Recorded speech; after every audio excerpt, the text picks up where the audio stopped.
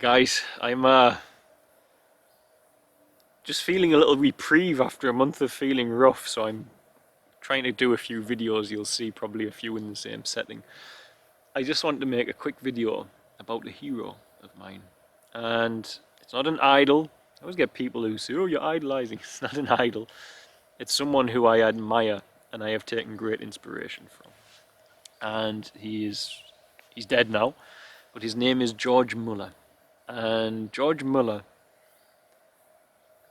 was a devout Christian who protected and cared for thousands of orphans during the Industrial Revolution in Europe. And he is truly, he should be a saint. The things he did is just phenomenal. Now, I'm not going to go too much into his life, but the reason I can really get with this guy is I have similarities to him. He was a liar and a cheat, and I deem that I was a liar and a cheat too once over in my life, and I did what I could to get ahead over things and get more money, and he was exactly the same. And all of a sudden something happens, a trigger point. You can read his book, read many books about him, so I won't go into all that, but there's a trigger point, and I have the trigger point in my life too, where all of a sudden everything crashes down around you and you just know that you're a piece of crap.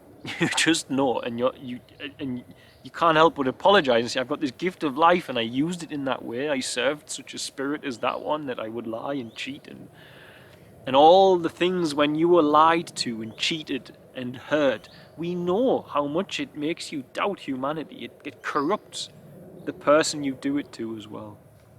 And George, as I did, he acknowledged that in himself, and he began to serve God and said, make use of me.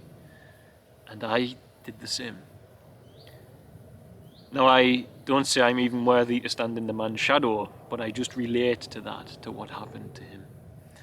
And this is the story of many. St. Augustine was a similar character. He was a liar and a lawyer, and he had the same sort of epiphany. It's often, a saint is a sinner who never gave up. I'm not saying I'm a saint except on my birth certificate, but it's true, because once you've touched it, it's so vile, you don't want to go back to it ever again. And sometimes it'll creep up and it gets you. You have these past patterns from your animal nature. But to be liberated from them is the greatest gift. There's a plane coming. So, going back to it is nearly impossible somehow, and that is why a saint is a sinner who never gives up. You can't go back. You know how vile and lifeless it is, and life is in Christ, in service, the vibrance, the enjoyment, it's there. So, George was a man of great faith, and I've said this over and over, faith without works is dead. That's the bottom line. You can't say that you have faith and you trust God if you're not going to take steps to deal with that. And George Muller had like 500 children one day with nothing to eat. And he sat them all down and he said, let's pray at breakfast table and God will provide. But right now they had no money, no food. There's nothing for them. He sits them down to pray, and he gets a knock on the door. He goes to answer the door at this big orphanage he'd built in Birmingham, I think it was. And he opens the door, and there was a baker. And he says, last night God got me out of bed at midnight and told me to bake bread, and I'm sure it was for you. So I've brought you all of this bread. So George smiles and he brings in the bread, and he says to the children, see, here we go. And some of the children even were writing about this in their later life, about the amazing George Muller and his faith. So they give a prayer of thanks, and the door goes again.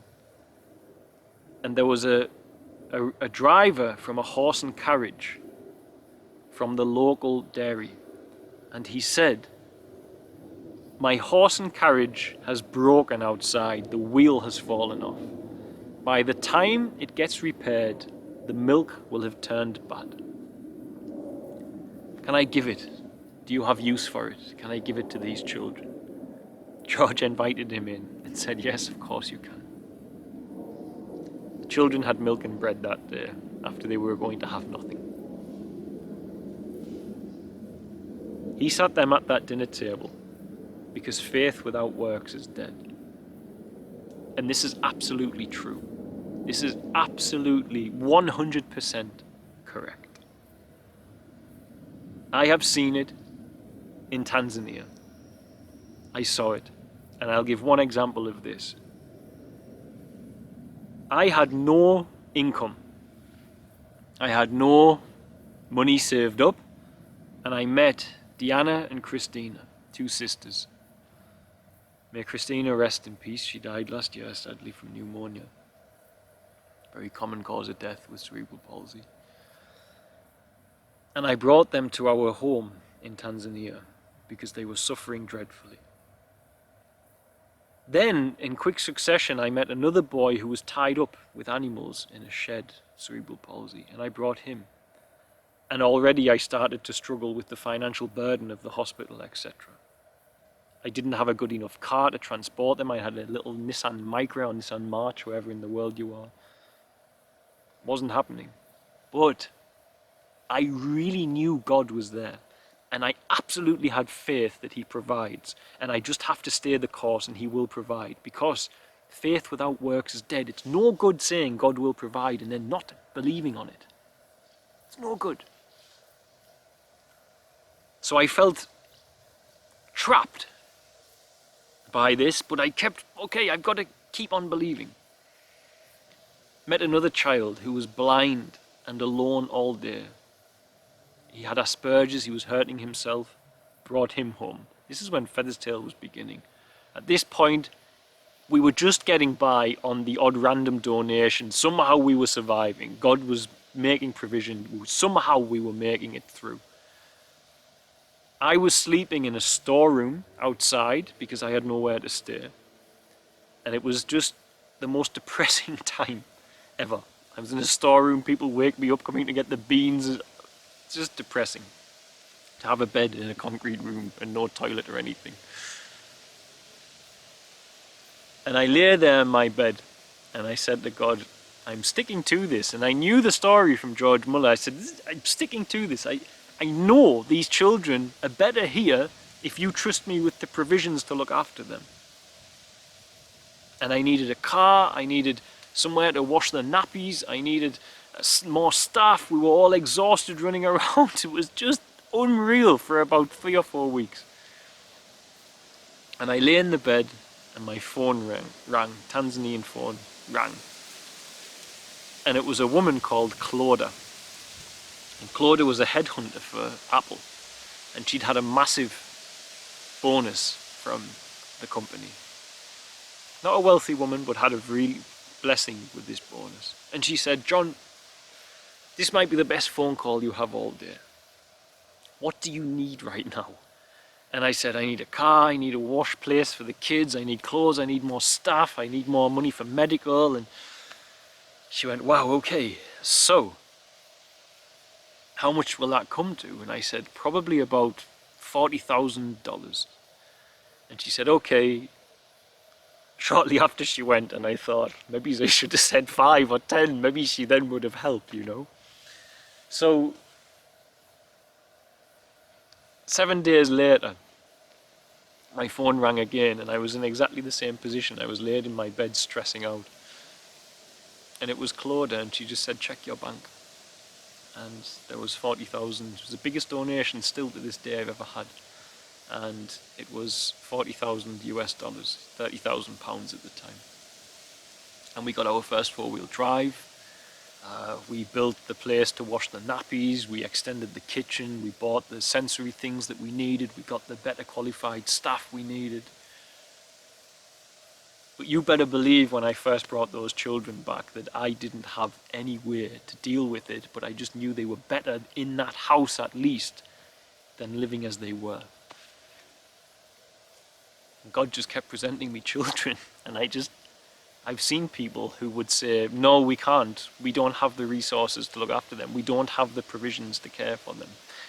I've seen people go to Tanzania and before they do anything they have to go and get the big 4-wheel drive because they feel they need to be as prepared as possible. But my preparation was in my heart with God, and the preparation of George Muller was in his heart with God too. And thus, for all you don't see the provisions are there, and they are waiting, and they are ready. And that's why faith without works is dead. Because if you proclaim faith and an absolute belief in God, but then you don't take steps to help your brother in need, because you don't see the provisions around you, because you lack the faith to believe they'll come, then faith without works is dead.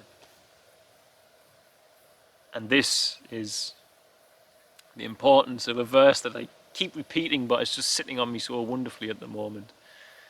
That how can you say the love of God is in you if you have provisions whilst your brother is in need? And many of us lack faith. Many of us lack works and proclaim faith.